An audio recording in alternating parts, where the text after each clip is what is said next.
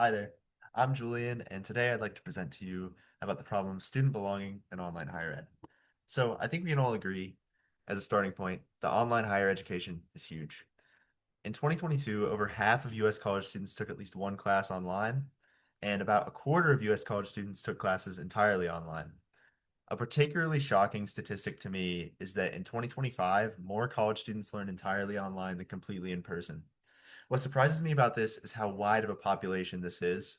And in order to understand the motivations and problems that online students are facing, I think it's important that we zoom in on just one person. So I'd like to introduce you to Logan. Logan's a 21-year-old online student from Somerset, Kentucky, and he's a first generation college student. He works full time as a cashier to help support his family and pay bills at the house. And he plans on getting his BS in computer information technology and is hoping to work from home someday. The problem is, Logan lives in an education desert.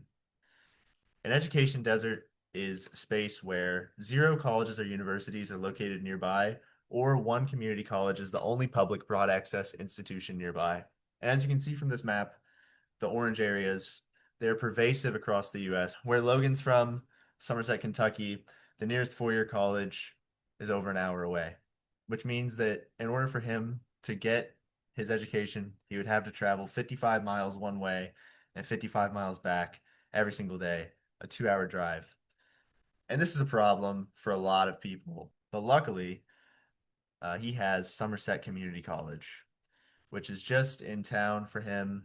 And they offer 2-year programs so you can get your associate's degree. And then you can take an additional 2 years through the University Center of Southern Kentucky and you can get your bachelor's. Now, the University Center of Southern Kentucky is a particularly interesting model because they partner with 5 universities around Kentucky. So there's students who are attending online classes and they're attending them for any one of these schools. And they all do it at one place, which is Somerset Community College. Somerset Community College is not alone in addressing the problems of students in education deserts. Community colleges enroll over half of all students who live in education deserts, and they're very convenient. UCSK is especially accessible because most of their classes are online, which is great for Logan, and he's grateful for the opportunity to get his degree and do it from home and have the time to still work his job. But there's one really big problem, and that's that he often feels a little lonely. Whenever he joins his online classes, he's met with his peers who all have their cameras off. He goes into breakout rooms where nobody talks. It's very awkward. So sometimes for Logan, it can feel like he's all alone, trying to complete all these assignments, respond to all his emails, and it feels like he's pushing a boulder up a hill.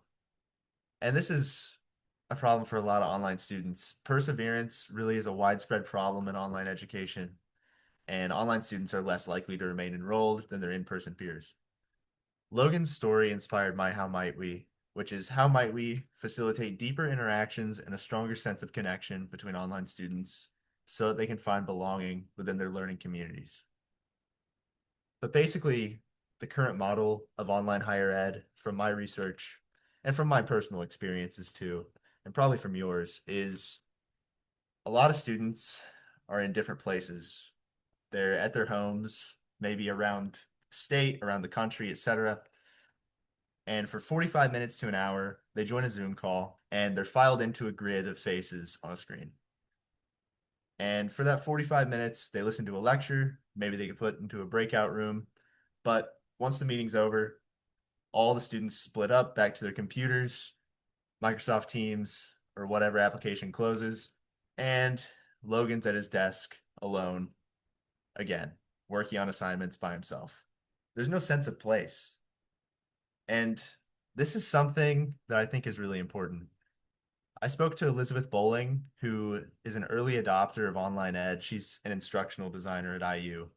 And she said that in her time teaching online courses, there were days where students had to come to campus to get their Crimson cards. It was like one day a semester. These were entirely online students.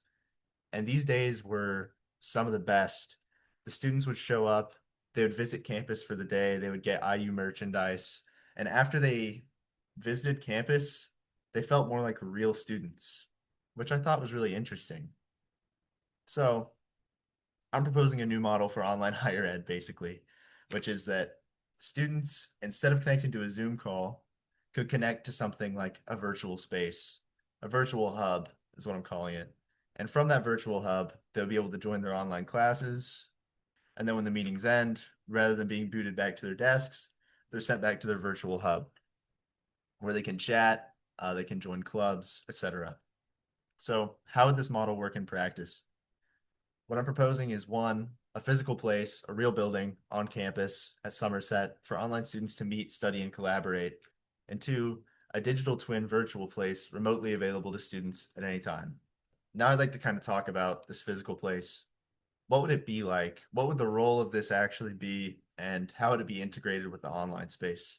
Well, to get started, I wanted to think about a real physical place that inspires belonging for a lot of people. And I thought about the campfire. Campfires and campsites are places where many people remember having deep conversations. There's something about the shared experience of being around a fire that kind of like enhances conversation and can inspire people to discuss more personal or like vulnerable topics. So, my site diagram is kind of built around this vision of the campsite. You have this central space that everybody gathers around. My floor plan would vaguely kind of resemble a central space with a lot of wings sticking off to the sides, kind of an architectural form version of that. You extrude it up. And this is a starting form that I got. I'm not married to it yet, obviously, but I think it's interesting. The site that this building would exist on is Somerset Community College, and it's a great campus. You have the campus itself to the southwest here, and you can kind of see the architecture. It's brick and limestone, flat roofs. But what I think is really great is that you also have this park up to the northeast where events are held, and you also have these trails, and they kind of go through the hills of Appalachia, surrounded by trees. It's really beautiful. And then the site that I'm proposing this is built on would be right in between those two things. And it has these great views over to the east of the park, which I think is important to emphasize. So this is kind of an early schematic site plan. As you can see, I've pushed the building back to the northern part of the lot for now, so it sits within the trees. And there's plenty of like roads around the site, vehicular circulation. This is early floor plan, thinking about having basically a lot of social areas in this space, a large central circulation space, as you can see, and the main social draws would be up at the top left. You can see the community kitchen and cafe, and you can see these meeting rooms. There's two of them. I was thinking maybe clubs could meet there. Students could kind of organize clubs, maybe faculty could. And then on the second floor, you have a much smaller area just with classrooms and a small lounge that kind of overlooks that park to the east. So that is all the materials I have to share with you today.